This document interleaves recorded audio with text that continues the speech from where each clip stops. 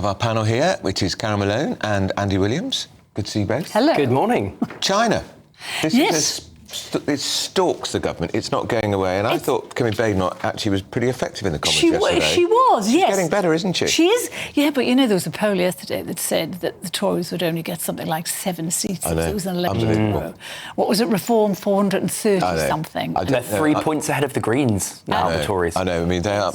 That was a pre-conference poll, but we'll very soon know whether or not the conference had an effect. Well, I was going to say, it does matter, actually. It hugely matters, doesn't it? Because, as we were saying last week, we haven't seen any polls yet, so yeah, it does matter. And she did have a good speech yesterday, but is anybody listening to the Tory party, Malone? I think they're not, and the thing is, no, they're not. And she did perform very well at it, and she did put him on the spot, but as usual, he either doesn't answer, you know, he Slippery lawyer. I can't say the word obfuscates, or he just lies, yes. And yesterday he lied in Parliament. You know, he was asked if Jonathan Powell, the National Security Advisor, was the only person who knew about all of this evidence and the case of him, and he said yes. Well, it's not true, because, as you know, the Sunday Times did a story at the weekend saying that there'd been a meeting between Powell and this other guy, the foreign affairs guy. Anyway, and the meeting had taken place, and Starmer said it hadn't. So, you know, this is the guy who, if you remember, you know, when Boris was in power, was forever saying there has to be transparency and, you know, honesty and all the rest of it, and wanted Boris to resign when it had been suggested he lied to Parliament. Well, why isn't it happening to him? Why are the same rules that apply to the Tories not applying to the Labour Party? Well, I don't know if it is clear that the Prime Minister lied to Parliament yesterday. I mean, we'll see. And obviously, if he did, that's a resignation matter, right? He wouldn't resign. He might be forced to. But I don't think we know that he did lie to Parliament yesterday. But I think the bigger question here is we need to have a really serious think strategically as a country about what is our position on China. It's a really, really difficult question. State. We know that it is a rogue state. We know that absolutely. And we need to be thinking about China in exactly the same way as we're thinking about Russia. But we're not, and the reality is. And the only reason we're not is because of the trade. Yeah. That's it. Yeah, but exactly. We have a Prime Minister who's willing to put the security of this country at stake to get a few crumbs of trade from China. But it's not a few crumbs, that's the problem. If it was Russia or a minor country, then it would be worth cutting ourselves off from all links. But we do need Chinese trade, and whether we like it or not, we have sold out to Chinese over the past 20, 30 years, and there's no going back. And I agree with that. And actually, it's all well and good us sitting here and saying, well, it's obvious they're rogue state and they should be persona non grata, but that's not how real politics works. And I think any Prime Minister, any mainstream Prime Minister would look at this and go, well, actually, it's a bit more complicated. But most Prime Ministers would look at, you know, he hasn't even had the guts to stop the building of the Chinese super embassy. Yeah. He doesn't need to have that for trade, because we know that embassy is going to have a basement and it's going to have a listening room, and they're going to hear everything that goes on in this country. And we know already from Dominic Cummings today that in 2020 there was a major leak of secrets from this country, and Cummings said it was hugely dangerous. What's going to happen when we let them operate in London? And the thing is, Andy, OK, China are an important trading partner, so that's OK then that potentially somebody in government crashed a prosecution of 2 potential spies who were, one of whom was working in Parliament, handing over potentially highly sensitive information to China. That's OK then. We'll just cover that up. We'll let the spying continue because we want to do trade with China. There's a dilemma there, and once upon a time Labour had something called an ethical foreign policy. Do you remember that?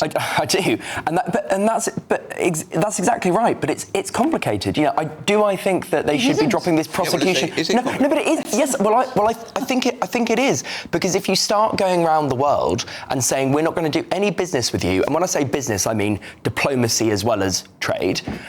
If you start going around the world and saying, well, we don't like the way you're behaving in this way, so we're going to stop having any ties with you, you'd find you had very few friends. I mean, we've put massive sanctions on Russia when they have committed crimes on British soil, when they have done things that are against us. But we're very quick to punish Russia, but why aren't we quick to punish? But Carol, I'll give you an example. I'm not anti-American, but look at the way America behaves sometimes. You know, if we said, well, look, they imprisoned a bunch of people in Guantanamo Bay and tortured them and invaded countries left, right, and centre in a completely unethical. completely. But it doesn't matter. The point is that look at China. all of this is very, very, very complicated. I totally agree, and it's shocking. Look at this country. We invaded Iraq. Yes, exactly. And so if you're going to talk about human rights, the Middle East is paying the price still. The point is, I think we need to take. We all agree on the facts. So we need to agree on a pathway forward as a country, how we're going to deal with this. And it's really, really complex. And it's still really difficult to understand why the CPS did not have enough evidence to bring this case, given all the public statements that have been made. I suspect they did. They said they well, did. Exactly. And also, spying is illegal, whether or not the country that you're spying for is seen as an adversary. Completely. So I think there's something that we're yet to discover. And we've had the former Cabinet Secretary, Simon Case, the current head of the Director of Public Prosecutions and a former head of MI6 all saying this government isn't telling it straight. And also, remember... That's pretty serious stuff, Andy. It is serious. I think you made exactly the right point, Andrew, which is that you know when a story like this is not going away, the lobby know that there's something else that we don't know here, and they're not letting it go. One of the lies that Starmer has told is that the government... Well, Kemi Badenoch asked for the witness statements, for the evidence, so that both the media and the public could see if ministers were telling the truth. And the government lied and said that the CPS had said they shouldn't hand over those statements. The CPS came straight out and said, that's a lie, we didn't say that. We're very willing to hand over the CPS now that are under the spotlight because what they've said doesn't add up. With regards to what the Deputy Security Advisor says. It's going to run and run. Who's been named in the Commons as the person, effectively, who crashed it. Yes, because he was going to give a witness statement saying China was an enemy. Was an enemy. And then that backtracked. So very, very complex. Throwing a civil servant under the bus to protect Jonathan Powell. However you could, we're being lied to. The country is being lied to about what has happened here. It's the reason it's not a major... People aren't talking about this in the dog and duck, Andy, because it's very complicated. It is complicated. Yes, and also I think that people are much more concerned about the things that affect that directly affect their day-to-day lives. So, inflation, cost of living, immigration, these sorts of issues. And they think... And I understand why people think that, but they wrongly think that this doesn't affect them. But actually, the fact that we have rogue states, and it's not just China, spying on us, sending information back there to undermine our security and our way of life is a massive problem for people. Yeah. And I wonder, even though I think Badenoch did well in the Commons yesterday, if she should have gone on cost of living, with inflation now up again, unemployment up for the 12th month in a row, and we see... But now we're going to have the highest taxes in the G7 next year. Let's talk about how we've got time to talk about Reeves and what she's actually saying now. Well, she tells the Guardian we should stop bleating. Stop bleating.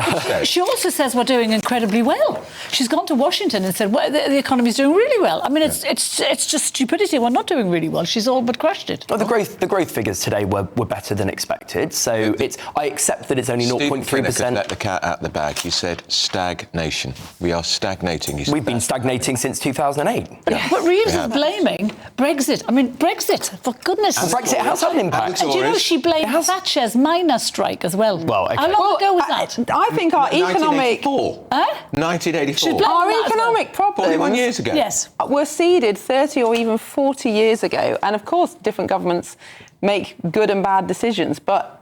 Crucially, we haven't had a balanced budget since 2000. We haven't had a balanced budget of trade since 1997. These problems have taken a long... the chickens have taken a long time to come home to roost, but now that is happening. Well, I think we had a pretty strong economy from the mid-90s until about 2008, right? So we have in recent-ish our memory... manufacturing was dropping then, which made us more and more dependent on countries like China. But yes, it was... I understand that, but it's easy to say that now when the economy is not doing so well. But when the service industry was absolutely booming and we were doing fantastically well in the noughties, nobody was saying that, right? So I think that the problem... We had a good economy before Labour took over. The problem is we're spending... That's not true. That's not... Come on, Carol. The economy under the Tories was... They got out 100% at the right time. It was... Brexit, you can't just blame Brexit, but Brexit has not helped. We all know that Brexit hasn't helped. Inflation was down to 2%. What is it now? You're going to have to continue this conversation after the headlines, but we'll carry it on, because here's your 60-second news.